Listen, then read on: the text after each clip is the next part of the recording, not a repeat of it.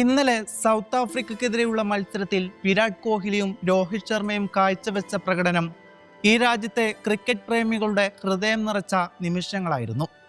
ഒരു ഭാഗത്ത് ലോകം കണ്ട ഏറ്റവും മികച്ച ബാറ്റിംഗ് വിസ്മയങ്ങളിലൊന്നായി വിരാട് കോഹ്ലിയുടെ സെഞ്ചുറി, മറുഭാഗത്ത് ഏകദിന ക്രിക്കറ്റിൽ ഒരു ബാറ്റ്സ്മാൻ നേടുന്ന ഏറ്റവും കൂടുതൽ സിക്സറുകളുടെ റെക്കോർഡ് സ്ഥാപിച്ച രോഹിത് ശർമ്മയുടെ തകർപ്പൻ പ്രകടനം. കണക്കുകൾക്കപ്പുറമാണ് ഈ രണ്ട് ഇതിഹാസങ്ങളുടെയും ഇന്നലത്തെ മത്സരത്തിലുള്ള ആ പ്രകടനമെന്നത്. ഇവർ ഇരുവരും ലോകത്തിലെ ഏറ്റവും മികച്ച താരങ്ങളാണെന്ന് ഈ പ്രകടനം ഉറക്കെ വിളിച്ചു പറയുകയാണ്. എന്നാൽ കളി മികവ് ഇത്രയേറെ തെളിയിച്ച ഈ രണ്ട് പ്രതിഭകളെയും ഇന്ത്യൻ ക്രിക്കറ്റ് മാനേജ്മെന്റ് ടെസ്റ്റ് ക്രിക്കറ്റിൽ നിന്ന് നിർബന്ധിച്ച് വിരമിപ്പിച്ചത് എന്തിനു വേണ്ടിയായിരുന്നു എന്ന ചോദ്യം ഇന്നും പ്രസക്തമാണ്. പ്രായം ഒരിക്കലും ഘടകമല്ല, പ്രകടനമാണ് പ്രധാനമെന്ന് ഇവർ വീണ്ടും തെളിയിച്ചിരിക്കുന്നു. വിരാട് കോഹ്ലിയും രോഹിതും മികച്ച ഫോമിൽ നിൽക്കുമ്പോഴും പുതിയ തലമുറ വരട്ടെ എന്ന പേരിൽ അവരെ ടെസ്റ്റ് ടീമിൽ നിന്ന് ഒഴിവാക്കിയെടുത്തത് ശുദ്ധമായ അഹങ്കാരമായിരുന്നില്ലേ? ഗംഭീർ മകാക്കറും അടങ്ങുന്ന സമിതിക്ക് ഈ പ്രകടനത്തിന് മറുപടി പറയാൻ സാധിക്കുമോ? നമ്മുടെ എക്കാലത്തെയും മികച്ച താരങ്ങളെ അവർക്കിനിയും ഒരുപാട് സംഭാവനകൾ നൽകാനുണ്ടായിരുന്ന സമയത്ത് വയസ്സായി എന്ന് പറഞ്ഞ് കറിവേപ്പില പോലെ വലിച്ചെറിഞ്ഞതിന് ഇന്ത്യൻ ക്രിക്കറ്റ് വലിയ വില കൊടുക്കേണ്ടി വരും. ടെസ്റ്റിൽ നിന്ന് മാറ്റിയ ശേഷവും ഏകദിനത്തിൽ അവർക്ക് ഇത്രയും മികച്ച പ്രകടനം കാഴ്ചവെക്കാൻ കഴിയുന്നുണ്ടെങ്കിൽ ആ തീരുമാനമെടുത്തവരെ നിങ്ങൾ പിടിവാശിക്ക് മുമ്പിൽ ഒഴിഞ്ഞത് രണ്ട് ഇതിഹാസങ്ങളാണ്.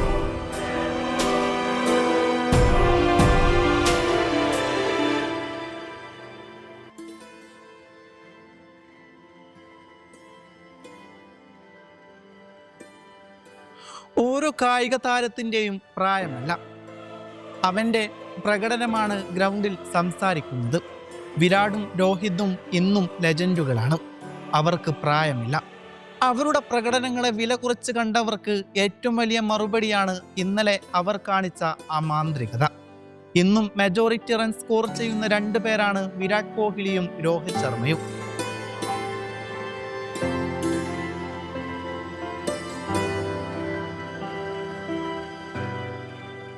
സ്ട്രൈക്ക് റേറ്റ് ആണെങ്കിലും സ്ഥിരതയാണെങ്കിലും ഇവർ രണ്ടുപേരും തന്നെയാണ്.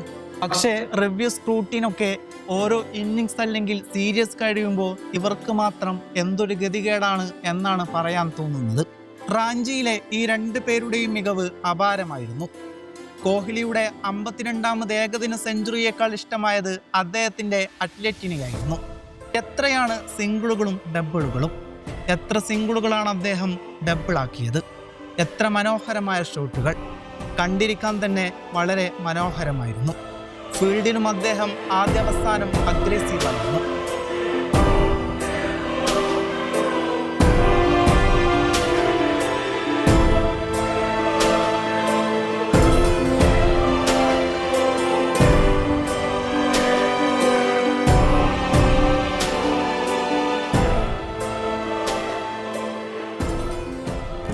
ഇനി രോഹിതിനെ കുറിച്ച് പറയുകയാണെങ്കിൽ സിക്സർ വേട്ടയേക്കാൾ അദ്ദേഹത്തിന്റെ നായകൻ മത്സരത്തിൽ അവസാനത്തിലെ 2 ഓവറുകൾ ഫീൽഡ് ചെയ്ത് സെറ്റാക്കുന്നത് നിങ്ങൾ ഒന്ന് കാണേണ്ട കാഴ്ചയാണ്.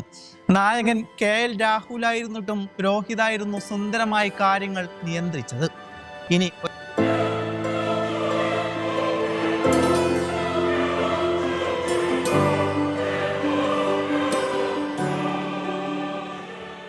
ഇനി ഒരൊറ്റ ചോദ്യം, ഉത്തരം നൽകേണ്ടത് 3 പേരാണ്. BCCI തലവന്മാർ, head coach Gautam Gambhir, selection committee chairman Ajit Agarkar. നിങ്ങളെല്ലാം ചേർന്ന് എന്തിനായിരുന്നു വിരാട്ടിനോട് ടെസ്റ്റ് മതിയാക്കാൻ പറഞ്ഞത്? നിങ്ങളെല്ലാം ചേർന്ന് എന്തിനായിരുന്നു രോഹിതിനെ ക്യാപ്റ്റൻ സ്ഥാനത്ത് നിന്ന് മാറ്റി നിർത്തിയത്? ഇവരെ കാണുന്നതിലും സന്തോഷം മറ്റൊന്നില്ല എന്ന് ഉറപ്പിക്കുന്ന മറ്റൊരു മത്സരമായിരുന്നു ഇന്നലെ കഴിഞ്ഞത്. ഒന്ന് പറഞ്ഞോട്ടെ, നിങ്ങൾ എന്താണ് പറഞ്ഞിരുന്നത്? ഇന്ത്യക്ക് ഒരുപാട് യുവതാരങ്ങളുണ്ട്, രോഹിതും കോഹ്ലിയും മര്യാദക്ക് കളിച്ചില്ലെങ്കിൽ പുറത്താക്കും എന്നൊക്കെയല്ലേ നിങ്ങൾ പറഞ്ഞത്? എന്നാൽ വെക്കട ഒരുത്തനെ ഇവർ കളിക്കുന്നതിൻ്റെ പകുതി ഈ 2 സീരീസിൽ കളിച്ച ഒരുത്തനെ പറ്റില്ലട നിങ്ങൾക്ക്.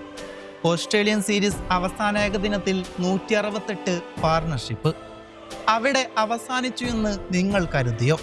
ഒരിക്കലുമല്ല. തുടക്കം മാത്രമെന്ന് വിളിച്ചു പറഞ്ഞുകൊണ്ട് ഇന്നും അവരുടെ മാജിക്കാണ് കണ്ടത്. തുടക്കത്തിൽ വന്ന രോഹിതും ജയ്സ്വാളും ഔട്ടായ ശേഷം കോഹ്ലിക്ക് കിട്ടിയ ക്രൗഡ് റെസ്പോൺസ് നമ്മൾ ഓരോരുത്തരുടെയും ശബ്ദമായിരുന്നു.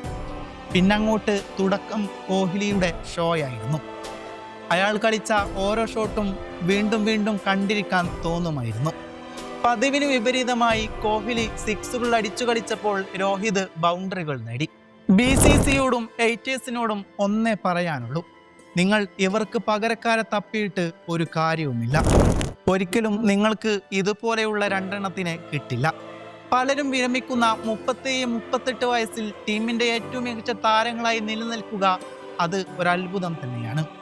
അതെ, നിലവിൽ ഇന്ത്യൻ ടീമിന്റെ 2 മഹാത്ഭുതങ്ങൾ, വിരാട് കോഹ്ലി ആൻഡ് രോഹിത് ശർമ്മ, ചുരുക്കി പറഞ്ഞാൽ റോക്കോ.